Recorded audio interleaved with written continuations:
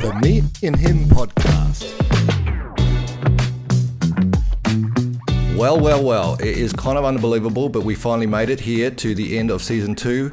That is 12 episodes of season 2 wrapped, almost. In fact, we've just got this one to go, and I'm here with Dad, and we've got a special guest, Dad, again. Yeah, Tim, great to see you again, pal. You too. Thanks for having me on again. Now, listeners may remember way back in the dawn of our second season, Tim came on as our first guest, kind of, I guess, helping us to iron out the creases and everything and get us started, warm things up. So thanks so much for doing that, buddy, and so good to have you back. Have you listened to a few in the interim? Yeah, I've got through a couple. I think you dropped a few recently that I haven't got to, but yeah, Dr. Kim's episodes are really good, and Benny Cudmore's. I'm looking forward to listening to the rest of them. So. Awesome. Dude, we've had, Dad will attest to this, we've had so many wonderful conversations with men from all walks of life. I didn't really expect them to be so fruitful and interesting. I mean, I love these guys, they're friends and I know them, but just the way they approach this with such openness and honesty and I guess also somewhat passion about passing a message on to others as well, I was really blown away. How about you, Dad? Oh, it's been staggering. I never knew there were so many incredible guys out there. There are, and you know what's funny, because when we first started talking about doing the season with interviews, you know, I had a list of people, and some were of some notoriety and others weren't, and then I started writing down, including that list of people I knew and friends, and I thought, oh well, it could be good just to get a few people I know on, and I'm so glad we did that, because the insights, including your episode, Tim, which got a whole bunch of listens, there's stuff to be said that often those conversations don't happen in the day-to-day, in the news, sport and weather sort of hallway conversation. So I think it just gave us a space maybe to go a bit deeper. Would you agree with that? Yeah, it was good. And sort of, I like the way we all brought different perspectives, and that sort of fed that conversation, and, you know, you're able to reflect on your own thoughts about things and build on it. So yeah, it's a really good way to, I guess, get what's going on in your head out and sort of iron it out and build some principles for your life, I guess. Absolutely. Well. So we've got a whole episode ahead of us. Lots of potential. We could go any direction. And just in our quick preamble before we started today, we spoke a little bit about doing a reflection of some of the speakers and some of the insights and things that we've maybe pulled out personally, and anything we noticed, I guess, along the way. So I think that's a good plan. And the other thing I thought, and we can change it as we go, as we often do on the Me&Him podcast. The other thing I thought would be interesting is to actually pass on maybe some of the things that we feel are most important, that are most useful for others, be they men or women, but certainly being this more targeted towards the male of the species, you know, young men going through hardship, men getting old, getting incapacitated in some way, getting frustrated. I'm speaking about you, Dad. Thank you, son. I'll take all your compliments with a grain of salt. No, I'm just joking. I'm not talking about you. You're doing really well. In fact, Dad, why don't we talk about what you've been up to the last week? Because it's never a dull moment with you. What's been the latest and greatest? Well, I went down to Hobart with my friend, and we spent 2 or 3 nights in Hobart doing dark mofo, and it was wonderful. Sorry, what is dark mofo? It sounds a little bit on the nose, but probably is good. Well, it's a celebration of the winter solstice. Okay. Like, for example, I think this coming Wednesday, there's probably 1,000 people going to have a nude bathe in the Derwent River in the middle of winter. I've done bloody that. Cold down there. Yeah, well, I haven't done that. Well, I've done that. At the solstice thing, it isn't uncommon to do the skinny dip, you know, in chilly water, and it's not, you don't really want people to see you when it's that cold, but, you know. Oh, that sounds also dark mofo, huh? In Tassie. Yeah, and it's sponsored by the government and also Mona, the Museum of Old and New Art. Oh, wow. Oh, that sounds awesome. I mean, one of the things that you notice are these huge red crosses, which are upside down. Oh. And, you know, they're about 5 meters above the ground, and they're about 3 or 4 meters in height. and say 2.5, 3 meters wide. And they sort of set the scene, indicating that anything and everything is possible. It sounds satanic, to be honest.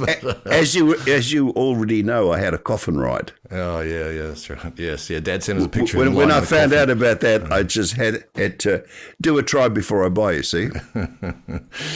Dude, and then you came back and went to Jimmy Barnes, was it, last night? Yeah, came back Saturday afternoon and saw Barnesy at the Palais last night. How was he? And he was in great form. It's called the Defiant Tour because he's got a new album out called Defiant. So played a lot of tracks from that album, and they were pretty good, really punchy. But when he played some of the Cold Chisel faves, everyone went ballistic. But they did. Like Flame Tree or Kaysan. I mean, there were tears rolling down my cheeks when I heard those. Wow. Okay, Tim. Well, can you match that? What have you been? No. What have you been up to? Fairly routine. Just work and enjoying time with the kids, and playing my guitar, and just started swimming, which is something that was on my list for ages. So I've been doing that for a few weeks with you. Yes. Going to the gym. So yeah, just enjoying my life. Yeah, Dad, Tim and I have taken up pool swimming. It was quite funny. He said, "Oh, look, I'm thinking about swimming. Just don't enjoy the running. Something that's still aerobic. That's not too hard on the body." And I'm like, "Oh, yeah, that's what I've had on my vision board for a year and a half. So I almost needed to take it off because it just never happened." And he goes, I doubt I could, I'm not even sure I can do one lap. I said, "You're the perfect swim partner for me because I think I can do one lap, so I can be slightly better at something." It's been good though, eh? Yeah, that's been good. So you've both got a drowning wish, have you?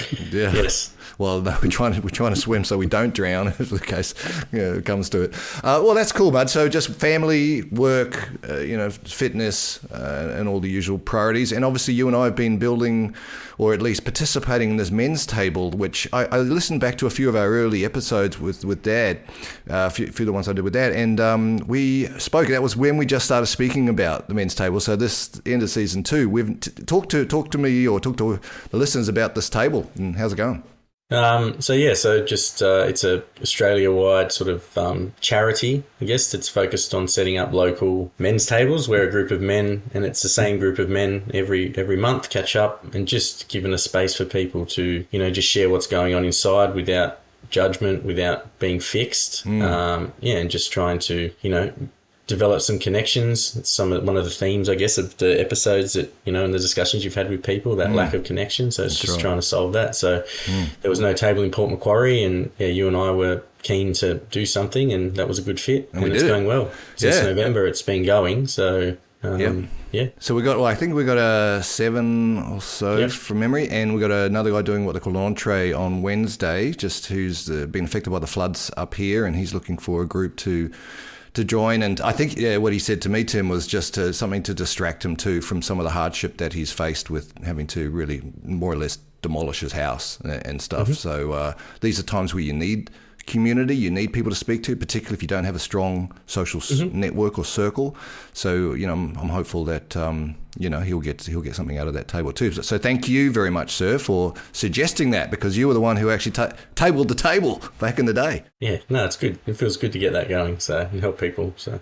Yeah. So, Dad, it's been quite a journey for me, as you know, the last couple of years, leaving my job, breaking up with my partner at the time, coming back to Port without a lot of stability, and Tim's played a really important role in that, and now we've really started to actively build out a community of men who will, in some cases, help you move furniture, which you've done, Tim, I believe, and in other cases, just someone to pick up the phone to or text saying, "Hey, look, there's some shit going down, I just need to speak to someone." So I'm just blessed that you've come into my life, and that we've continued to build a bit of a network around us, and then you've come back on the podcast. So yippee! I'm excited. Are you ready to reflect back on the journey so far, Dad? Just in awe of your marketing spiel, son. Oh, yeah? What's that for? Selling the men's table or selling the podcast? What am I selling now? Everything. Yeah, selling it. It's everything sales, you know. What I Look, say I'm ready to roll. You ready to roll? All right, Tim. Let's get into it, and let's cast our minds back to the episodes that were over season 2. I'm really looking forward to it. The Me&Him podcast. So, Tim, again, so great to have you here, mate. Why don't we start with you? You said you've listened to a few of the episodes. Which one or two stand out, and what did you take away? Well, the first was that 2-episode discussion you had with Dr. Kim. So I thought that was there was some really good information in there and stuff that stuck with me. So I really liked, well, it resonated. You sort of talked about how addiction's caused by a lack of connection. And sort of, I guess, in the modern world with the addiction to smartphones, that distraction from life and the discussions about, loneliness, that sort of is something that really resonated with me. And another point he made that stuck with me was the drive to achieve cuts men off from their families. And that's something that I have toiled with through my career because I am very driven, like with work and goal orientated. So, I've got to get stuff done, that feeling, I need to get stuff done. In order you're to always provide. thinking about work. Yeah. But sometimes I think men tell themselves, I need to do this to provide. Yeah. And they go off and work in construction sites, 6 hours away and come back and the family's moved on, So I think that's stuck with me. And then a couple of the other points, and then I liked he had those acronyms that sort of nailed his methods. But there was the couples that grow together, stay together. I really liked the discussion around the couples and how he helps couples. And he had a lot of talk around rejuvenation and disconnecting from technology and just being and just, being with yourself. And that sort of, to me, because I quit YouTube. I think I mentioned that in the first chat we had. And God, my view on the world has just improved so much. I'm just I'm not bothered by pretty much anything that's going on outside of Australia. I can't change it. And so that sort of came to that point he made about what you focus on becomes your reality. If you're worrying about, wokeism and, wars and Trump and all this stuff, well, that's all you think about and you get miserable. So I thought that point was, focus on the good things and focus on the things in your life that you can control. And I really like that. So. And knowing you haven't just taken that on, and gone, that's interesting. You've probably made changes based on hearing that. Yeah. You seem to be a guy who listens. If it connects, you go, right, there's an action associated with it and you try it out. Is that fair to say? Yeah.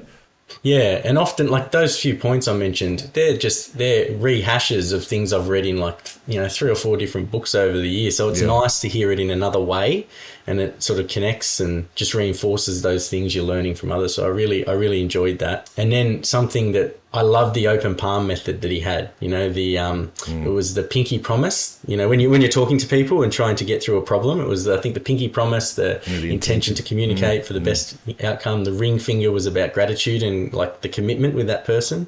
I think the bird was telling the truth for keeping it simple and moving on. And then he had the trigger finger. Memory. Yeah, I've written it here, so I'm reading off the notes I've made.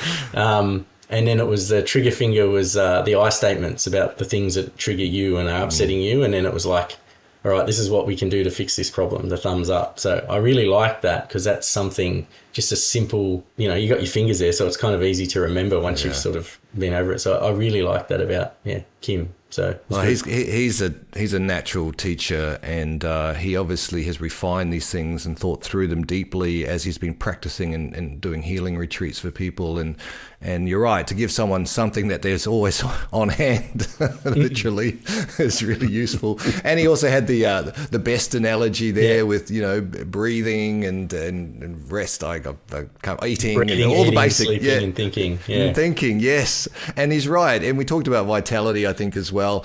And you have to get the foundational pieces right to have that vitality to kind of go forth and start cutting through life and achieving the things that are really important to you. So, yes, I love those episodes. I've spoken to Kim once or twice, but he's a hard man to catch. He's always off on a retreat and doing other stuff. He did reach out recently, wondered when I was coming up to Byron again next, which I'm planning in the next couple of months. So, cool. Thanks, Tim. Dad, what about you? Any guest that stands out or conversation that stands out for you over the last bunch of episodes?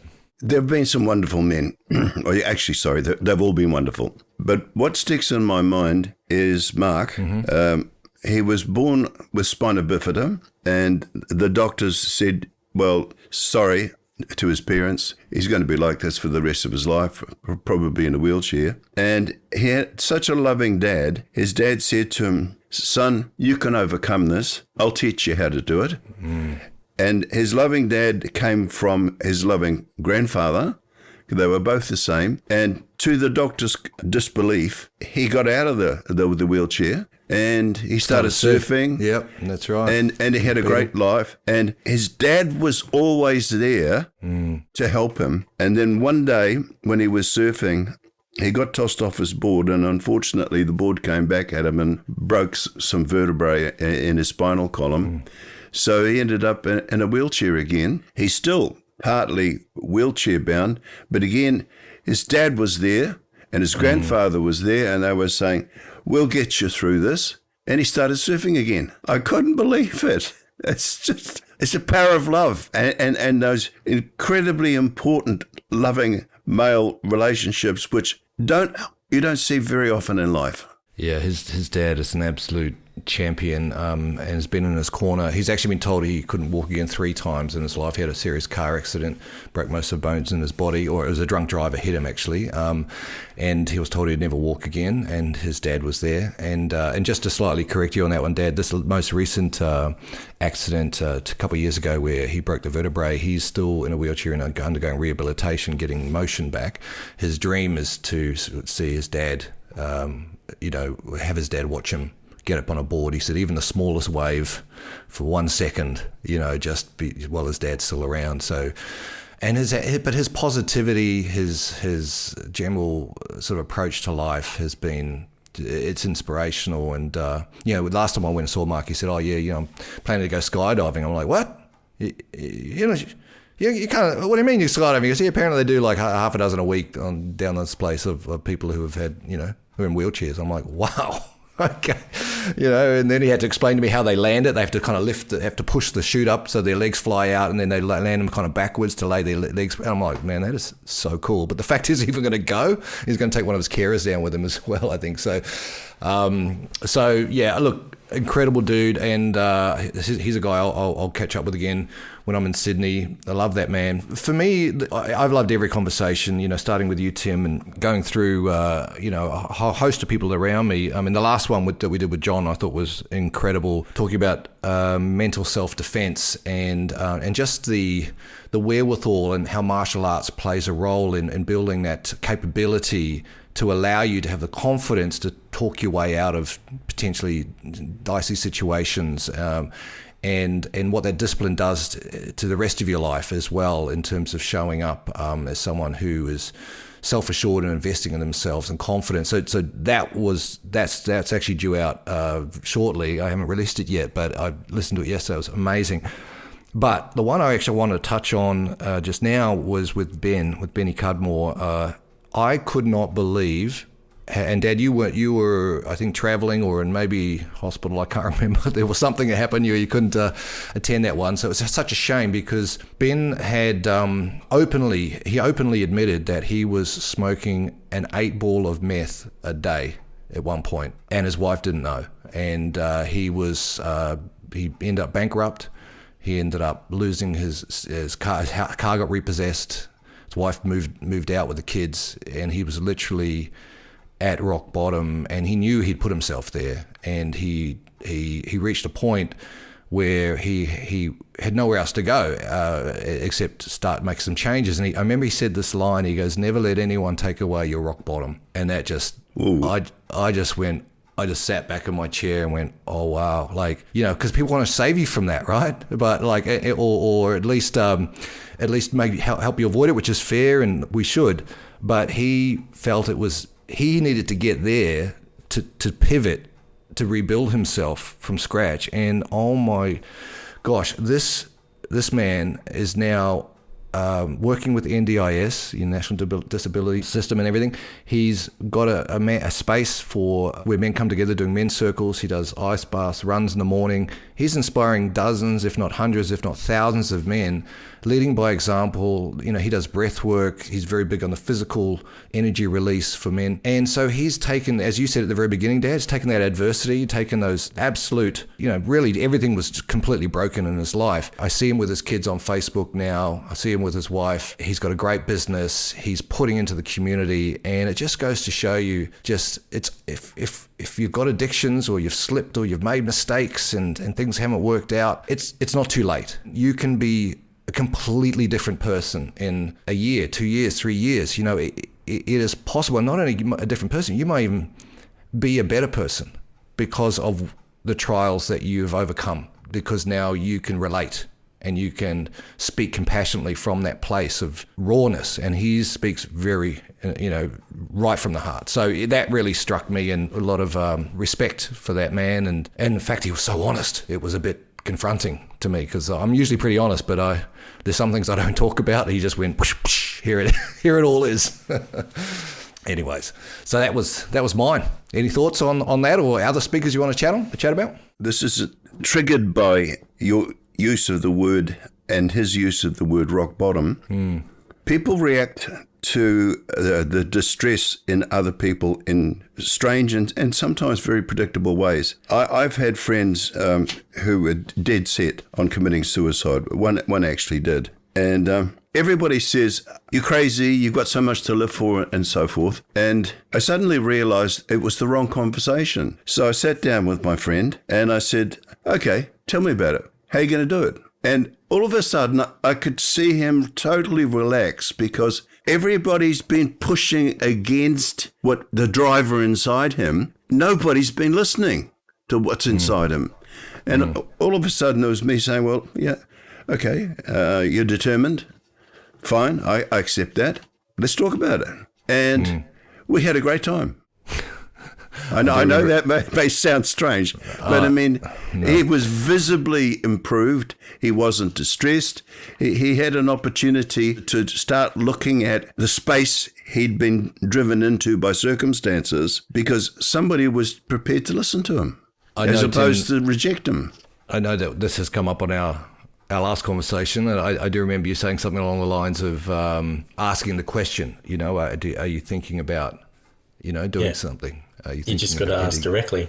That's what the advice is. Don't say. Basically, if you say, you're not going to do something silly, it's kind of to what Matt was talking about. You're kind of undermining you're not actually acknowledging that person's suffering. And I think Matt's approach there is you're acknowledging someone's suffering and their reality, and you're listening. And I think that's the key, holding space for someone, which we're learning at the men's table. That's right. So.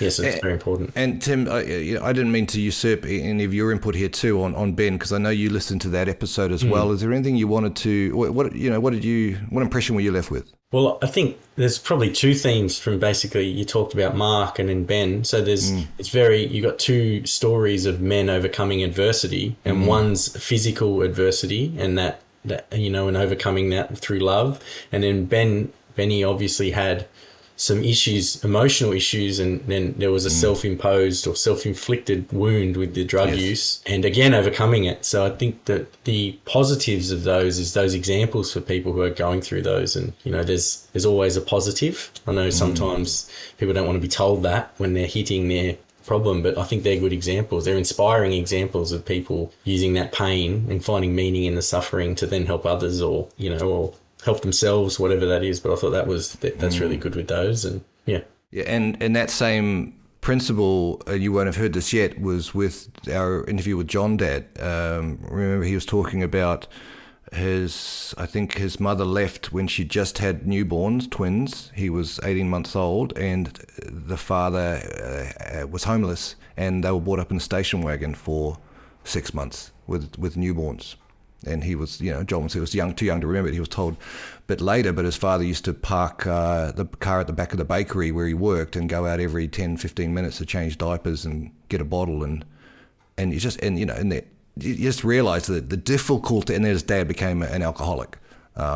and a violent alcoholic at that. And so John had to survive, and he found martial arts was his way through. And on that particular episode, he spoke about that evening he was off to an event they ran for all the kids of who attended his karate school, and it was a parents' night off, so the parents could go out to a movie, have a dinner, and they entertained the kids, which was, I think, a good 50 or more of them for the evening. And it was one of his ways to sort of bring the kids into the dojo, put on some movies, wear them out with some games and exercise, and give the parents some time off. So here's a man who's been through all these trials and tribulations as a kid, housing commission, what have you, and now is literally breathing life into a community, allowing parents some free time and giving so much back, again, through adversity. Well, what I also liked about the dojos in particular was that everybody, irrespective of background or size, wore exactly the same outfit. So what distinguished them was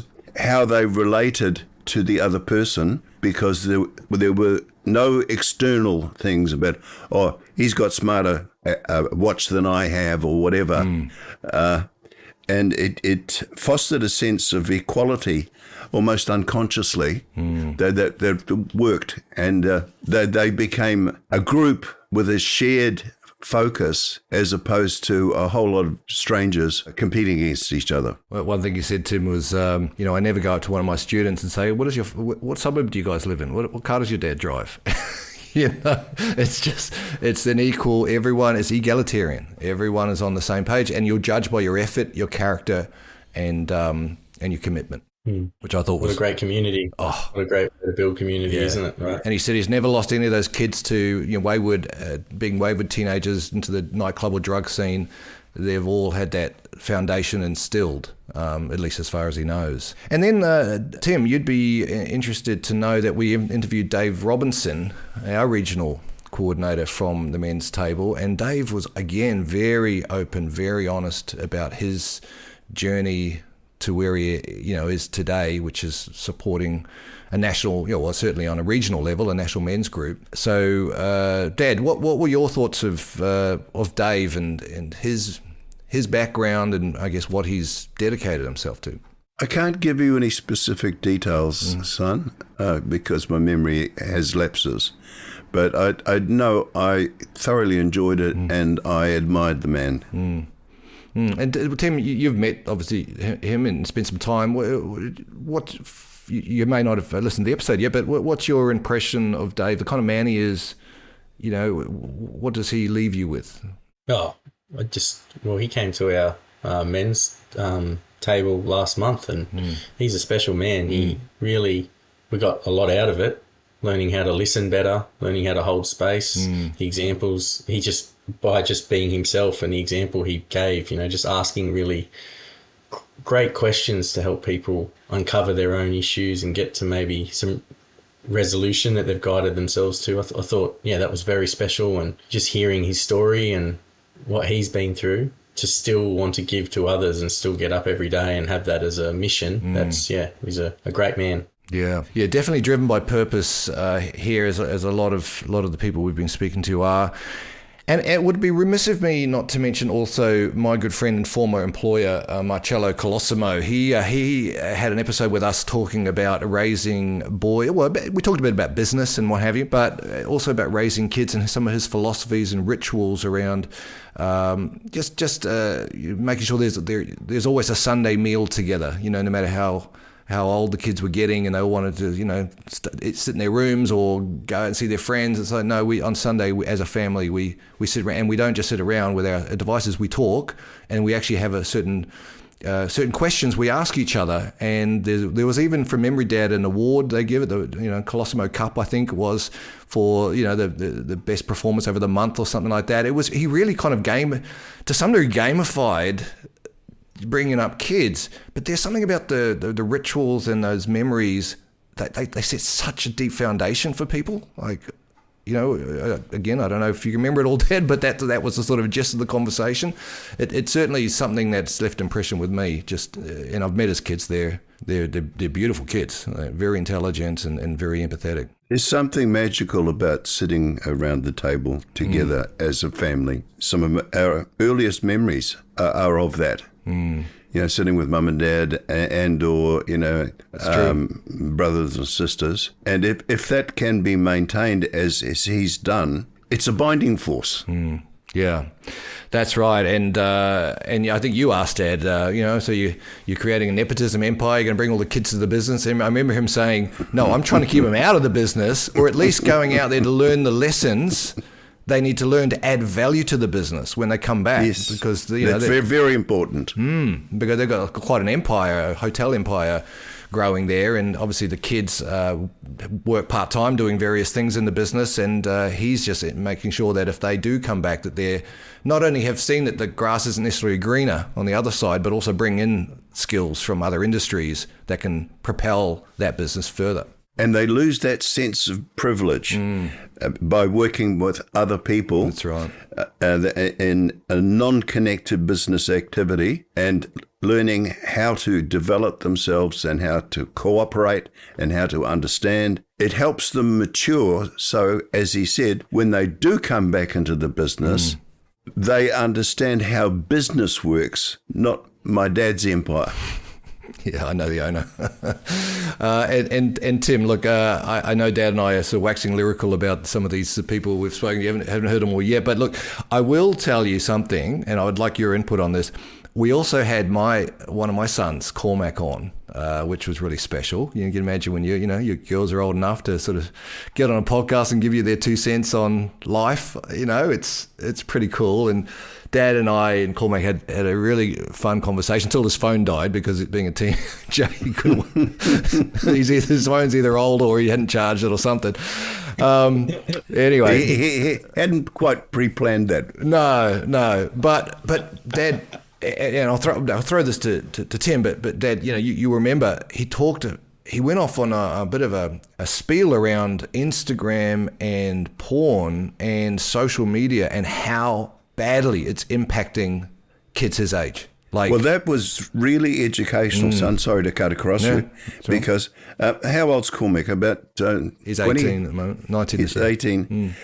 For an 18-year-old to have that view, to be able to stand back from a mechanism that is swamping all his peer group and the rest of the world, and to look objectively, I saw a huge maturity there that I hadn't expected, and I had to admire the young man. I was kind of surprised that he went that deep with that stuff, but obviously from your perspective, Tim, you've seen all these technologies come out. You've got a very strong opinion on social media and how nefarious it is. You said yourself you've given up YouTube and what have you. What are your thoughts around those industries? Because he seemed to think that Gen Z is almost corrupted now in terms of their just the quick release in terms of porn and the quick likes that make me feel worthwhile from the socials. Well, I mean, you see it in all the discussions around loneliness and there's a lot of anger out there you see in a lot of the demonstrations, and no one really knows what they stand for. All those protests, there's about 4,000 different, causes. So I think they're all symptoms of the social media. I think, you're just flooded with either, beautiful people or people living great lives. And then in there, it's all these other little clips of just people being angry about stuff. It's just all about stealing your attention and holding your attention. Yeah. So I think millennials feel the same thing, but I guess the difference is we didn't have it when we were 18. It was only just coming around. He said he knows 8 and 9-year-olds who are right into who are getting access to the porn. You imagine what that's doing to their brains. Yeah. It was hard. It was hard to get a magazine in my day, and even then I didn't even think about it till I was 12 or 13. I remember as a 14-year-old boy having all the swimsuit magazines and cut at the pages and stick them all over my wall. But getting porn was actually difficult, especially on a dial-up modem. Especially when you could see it in the internet browser history. Yeah. You were stoked if there was just some boobs out. Well, that's changed.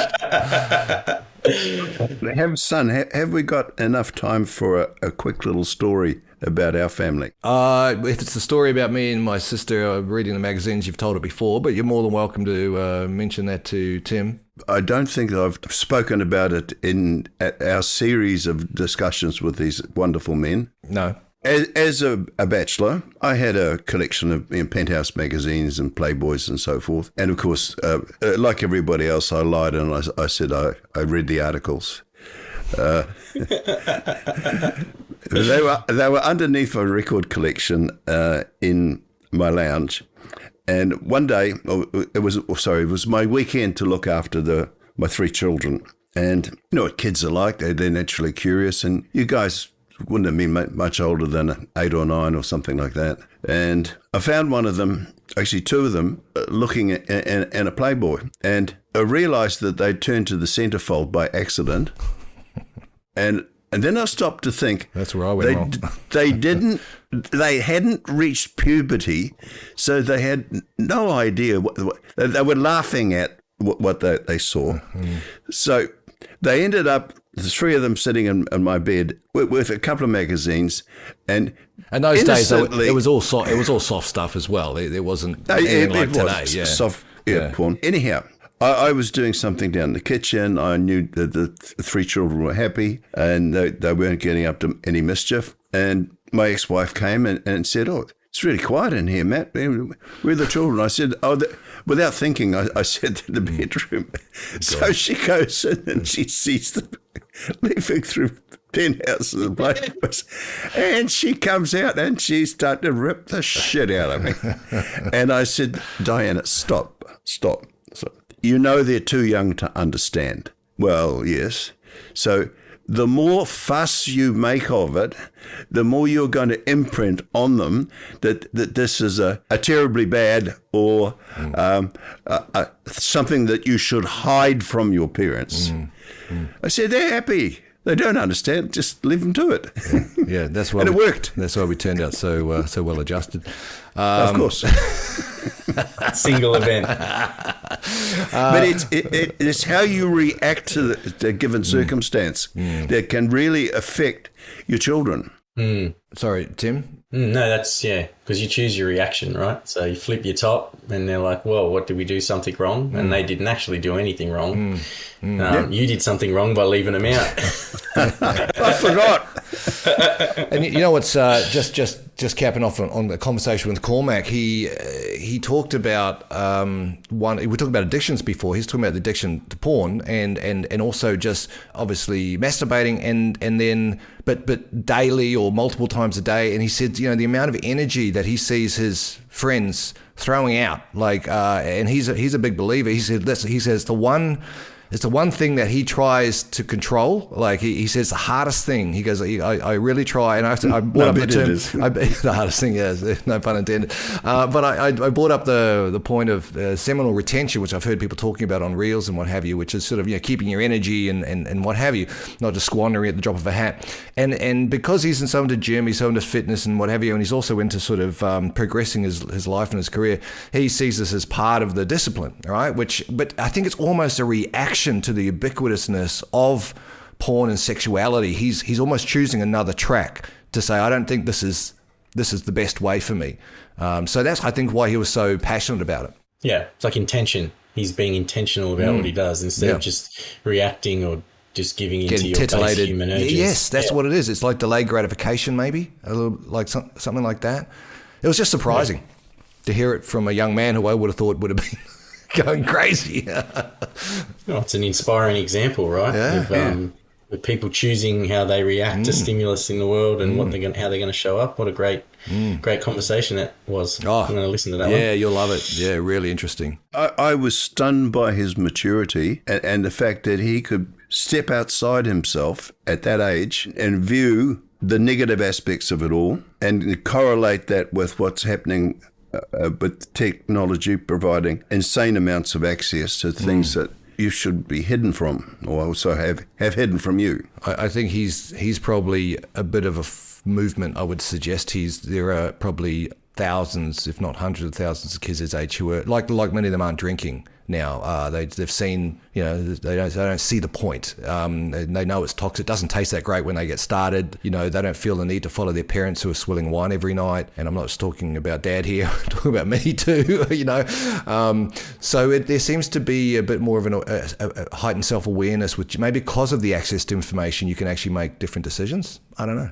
Yeah, I think Gen Z will come good. I think all generations go through their trials or whatever it is. And I think they come through the fire and they're different to the last generation, but they end up taking over the leadership roles, right? That's what happens. It's just life and they'll come good. And then the next generation will have their trial and whatever that is. Gen Zero or something.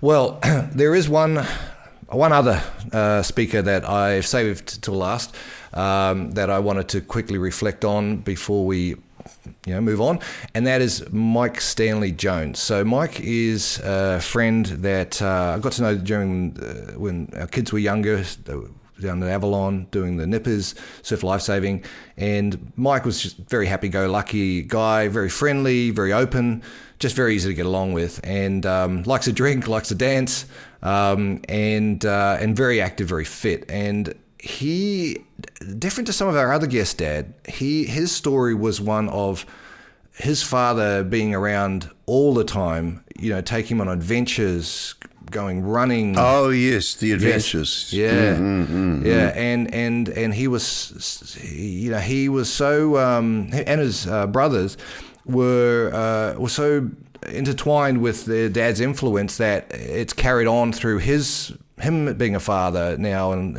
when we went to do that episode, Tim, he was a no-show, and we're like, oh geez, I was worried about him because we'd just spoken the night before, and then he was nowhere around, couldn't get him on the phone, and I'm like, geez, I hope he's all right, or maybe he's still shy.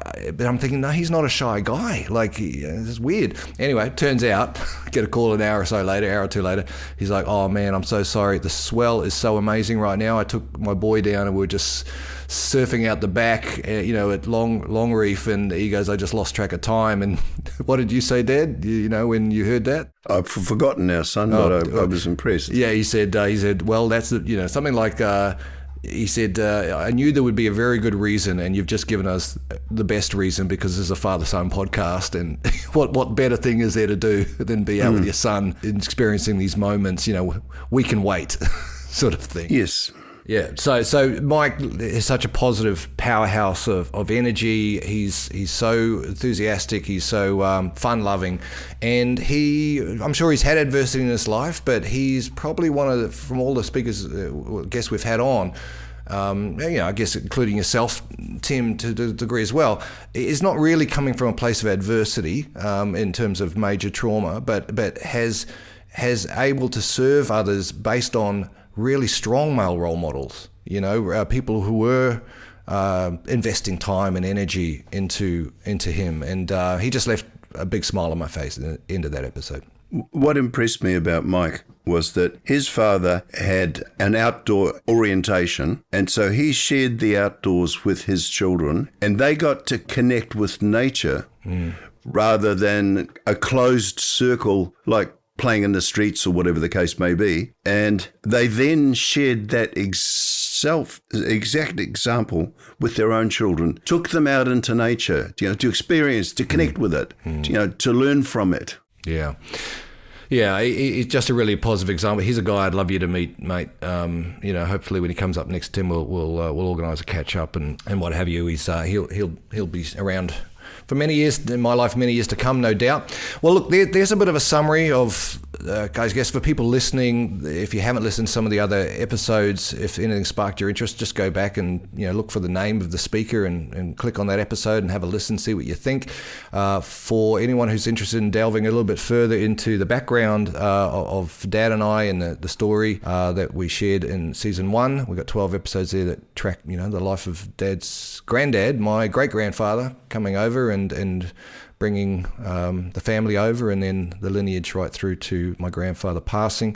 So it's been a real journey, and so we're at the end of season 2. Tim, thanks for joining us just for a yarn, because I just wanted to have you back. It felt like we could bookend it with you. You helped us get started and you're helping us wrap it up. Thank you, dude. Great. Thanks for having me on again. Yeah. I want to say exactly the same thing too, Tim. It's been an absolute pleasure, and I do hope one day to get up there and meet you in person. That'd be great. Yeah, we'll make it happen, hey? We'll make it happen. And in the meantime, we're going to just take a couple of months to reset and refocus our looking ahead at season 3. the thinking at this stage is that we get some men and maybe even women from Dad's world more involved in this, because I've got stuff to learn from people in your area. And just to hark back to where we started, are we talking about, death and eulogies, really, exciting topics.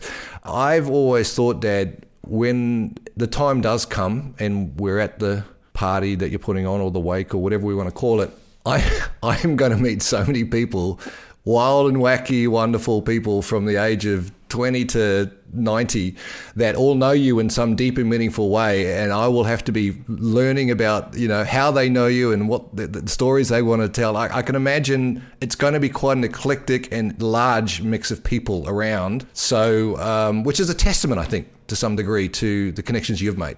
Thank you. Yeah, well, hopefully we don't have to worry about that too soon, right? We've got season 3 to get started on. I can meet a few of them on season 3 without having to wait. Leave me to do the worrying about that, son.